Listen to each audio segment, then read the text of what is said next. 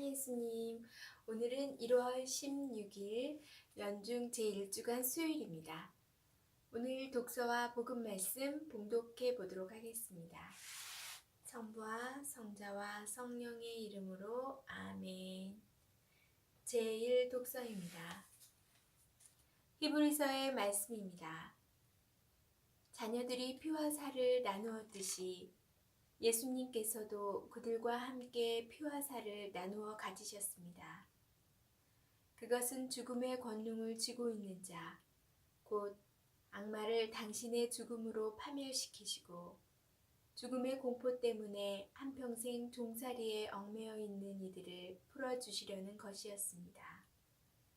그분께서는 분명 천사들을 보살펴 주시는 것이 아니라 아브라함의 후손들을 보살펴 주십니다. 그렇기 때문에 그분께서는 모든 점에서 형제들과 같아지셔야 했습니다. 자비로울 뿐만 아니라 하느님을 섬기는 일에 충실한 대사제가 되시어 백성의 죄를 속죄하시려는 것이었습니다. 그분께서는 고난을 겪으시면서 유혹을 받으셨기 때문에 유혹을 받는 이들을 도와주실 수가 있습니다. 주님의 말씀입니다. 하느님 감사합니다. 복음 말씀입니다. 마르코가 전한 거룩한 복음입니다. 그 무렵 예수님께서는 회당에서 나오시어 야고보와 요한과 함께 곧바로 시몬과 안드레아의 집으로 가셨다. 그때 시몬의 장모가 열병으로 누워 있어서 사람들이 곧바로 예수님께 그 부인의 사정을 이야기하였다. 예수님께서 그 부인에게 다가가시어 손을 잡아 일으키시니 열이 가셨다. 그러자 부인은 그들의 시중을 들었다. 저녁이 되고 해가 지자 사람들이 병든 이들과 마귀 들린 이들을 모두 예수님께 데려왔다. 온 고을 사람들이 문 앞에 모여들었다. 예수님께서는 갖가지 질병을 앓는 많은 사람을 고쳐주시고 많은 마귀를 쫓아내셨다. 그러면서 마귀들이 말하는 것을 허락하지 않으셨다. 그들이 당신을 알고 있었기 때문이다. 다음 날 새벽 아직 캄캄할 때 예수님께서는 일어나 외딴 곳으로 나가시어 그곳에서 기도하셨다. 시몬과 그 일행이 예수님을 찾아 나섰다가 그분을 만나자 모두 스승님을 찾고 있습니다 하고 말하였다. 예수님께서 그들에게 말씀하셨다. 다른 이웃 고을들을 찾아가자. 그곳에도 내가 복음을 선포해야 한다. 사실 나는 그 일을 하려고 떠나온 것이다. 그리고 나서 예수님께서는 온 갈릴레아를 다니시며 회당에서 복음을 선포하시고 마귀들을 쫓아내셨다. 주님의 말씀입니다. 그리스도님 찬미합니다.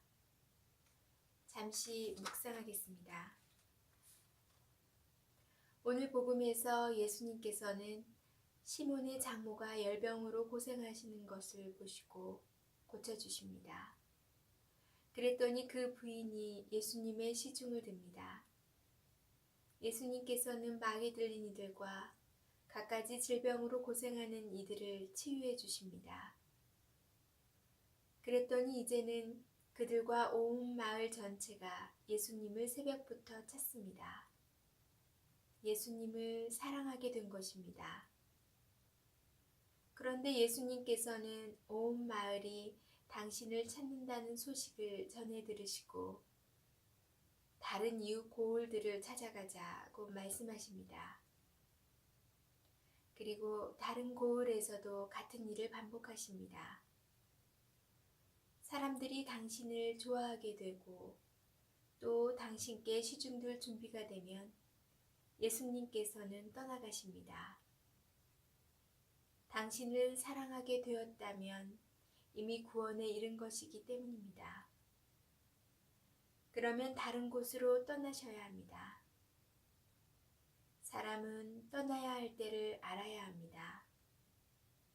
자녀를 혼인시켜 놓고도 자녀를 놓아주지 않는다면, 또는 새 애인을 사귀면서도 옛 애인을 잊지 못한다면 그것은 사랑이 아니라 집착입니다. 어떤 때는 떠난다는 것이 사랑하는 것입니다. 예수님께서도 소명이 있어 세상에 오셨고 그 소명을 달성하면 떠나실 줄 아셨습니다. 관계보다 소명이 우선입니다. 오늘 복음에서 예수님께서 당신을 좋아하는 이들 가운데만 머무르기를 원하셨다면 그것은 사랑이 아니라 집착이 되었을 것입니다. 심장은 커졌다 작아졌다를 반복합니다. 이 운동을 반복하지 않으면 피를 흐르게 할 수 없습니다. 피는 사랑입니다. 사랑은 흘러야 합니다.